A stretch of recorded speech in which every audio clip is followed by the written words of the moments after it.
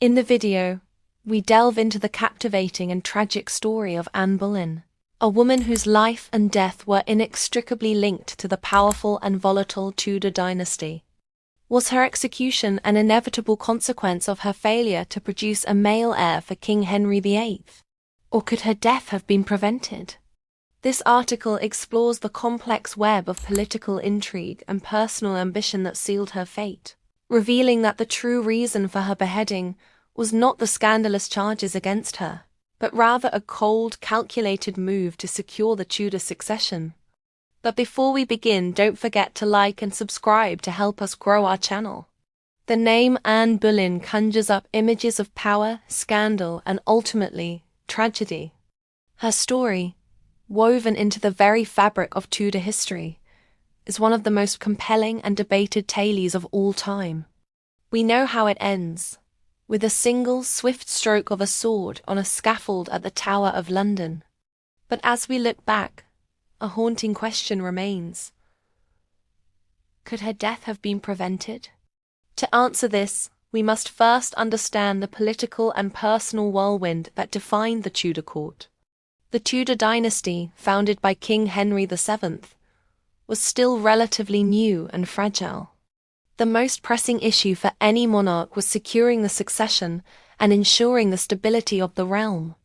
A legitimate male heir was not just a desire, it was a political imperative. This, above all else, is the key to understanding the rise and catastrophic fall of Anne Boleyn. Anne's relationship with King Henry VIII was not a simple romance.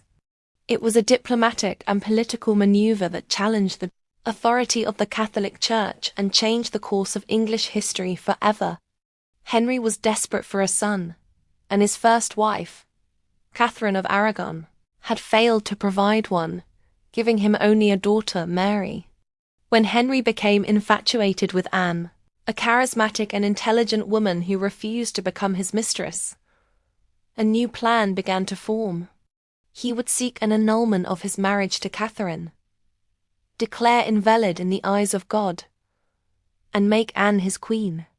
This decision, the king's great matter, led to England's break from the Pope and the establishment of the Church of England, with Henry at its head. The entire weight of the English state was used to make Anne a queen. With such an extraordinary rise to power, Anne Boleyn became a central figure in court politics. She was a woman of strong opinions, who used her influence to support Protestant reform and to promote her own family, the Boleyns, at court. While she and Henry were united in their pursuit of a male heir, their political alliances and personal temperaments were often at odds. Anne had many enemies, especially among the more conservative faction who remained loyal to Catherine of Aragon and the Catholic Church. They saw her as a dangerous upstart, a schismatic heretic who had bewitched the king and was responsible for the turmoil in the kingdom. For a time, her position seemed secure. In 1533, she gave birth to a daughter, Elizabeth. While not the desired son, Henry still held out hope. But subsequent pregnancies ended in miscarriages and a stillborn son in January 1536. This was the turning point. The same desperation for a male heir that had fueled Henry's love for Anne now became a threat to her very existence. Don't forget to like and subscribe to help us grow our channel. The king's eyes had already begun to wander toward Jane Seymour, a demure and seemingly more compliant lady-in-waiting. Jane and her family represented a faction that saw an opportunity in Anne's vulnerability. The real reason for Anne Boleyn's beheading was not the series of scandalous crimes she was accused of, but rather a cold, calculated move by King Henry VIII and his chief minister, Thomas Cromwell. The charges adultery with 5 men, including her own brother George, incest, and even a plot to kill the king, were a complete fabrication. They were a legal means to an end. Henry needed a way to get rid of Anne, to declare their marriage null and void, and to be free to marry Jane Seymour. The law of the time stipulated that adultery by a queen was considered high treason, punishable by death. By framing her with these charges, they could not only remove her from power, but also ensure that any children she had, including the young Princess Elizabeth, were illegitimate and could not inherit the throne. The trial itself was a travesty of justice. The men accused alongside her were tortured into giving false confessions. Anne was denied the right to have legal counsel, and the jury was stacked with her known enemies, including her own uncle, the Duke of Norfolk. Despite her powerful and eloquent defense, she was found guilty. The outcome was never in doubt. Henry had already ordered an expert swordsman from Calais to perform the execution, a sign that her fate had been sealed long before the trial even began. So, could her death have been prevented? The answer, in all likelihood, is no. Once Henry VIII set his mind on a course of action, he was unstoppable. He had changed the entire religious landscape of a country to marry Anne. He would not hesitate to destroy her to find a new wife and secure the succession. Had Anne given birth to a healthy son, her story would have been entirely different.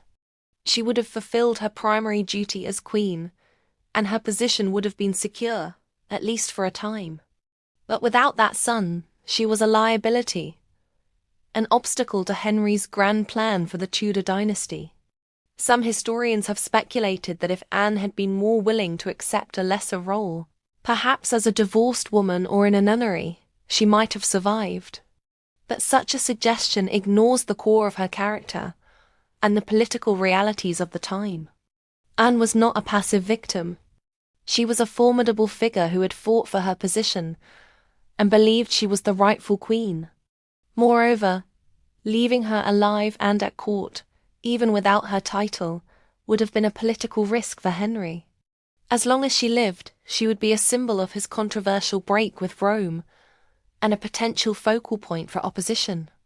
In the end, Anne Boleyn's death was a consequence of the very system that had elevated her.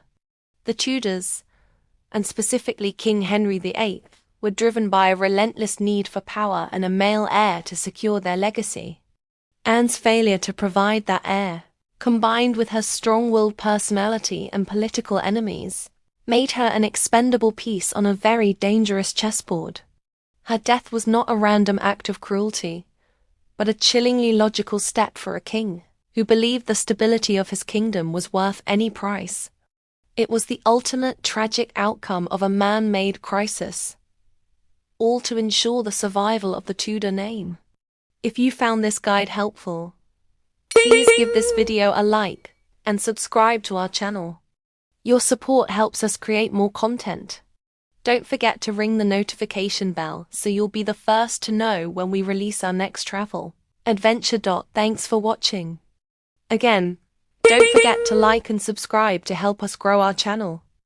Again, thank you for watching. We appreciate your patronage, and please ring that bell to receive notification on new videos. Don't forget to like and subscribe to help us grow our channel.